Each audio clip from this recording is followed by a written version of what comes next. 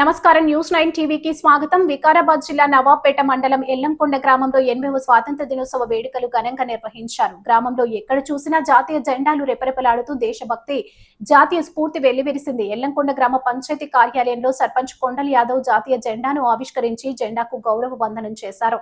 అనంతరం జాతీయ గీతాన్ని ఆలపిస్తూ దేశభక్తిని చాటుకున్నారు. స్వాతంత్ర్యం కోసం ప్రాణ త్యాగం చేసిన మహనీయులను స్మరించుకుంటూ ఘనంగా నివాళులు అర్పించారు. అదేవిధంగా గ్రామంలోని జిల్లా పరిషత్ ఉన్నత పాఠశాల, ప్రాథమిక పాఠశాలల్లో కూడా స్వాతంత్ర దినోత్సవ వేడుకలు ఘనంగా నిర్వహించారు.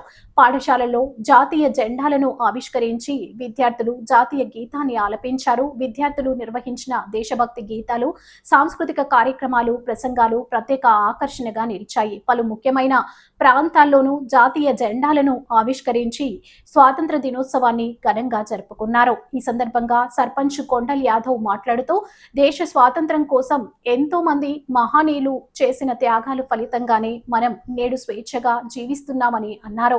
వారి త్యాగాలను ప్రతి ఒక్కరూ స్మరించుకోవాలని, దేశ అభివృద్ధిలో యువత కీలక పాత్ర పోషించాలని సూచించారు. గ్రామ అభివృద్ధితో పాటు విద్య, పరిశుభ్రత, ప్రజా సంక్షేమం కోసం ప్రతి ఒక్కరూ కలిసికట్టుగా కృషి చేయాలని పిలుపునిచ్చారు. పాఠశాలలో ఉపాధ్యాయులు విద్యార్థులకు స్వాతంత్ర ఉద్యమ చరిత్ర, దేశభక్తి, జాతీయ సమైక్యత, రాజ్యాంగ విలువల గురించి వివరించారు. విద్యార్థులు క్రమశిక్షణతో చదువుకొని భవిష్యత్తులో దేశానికి సేవ చేయాలని సూచించారు. ఈ స్వాతంత్ర దినోత్సవ వేడుకల్లో గ్రామ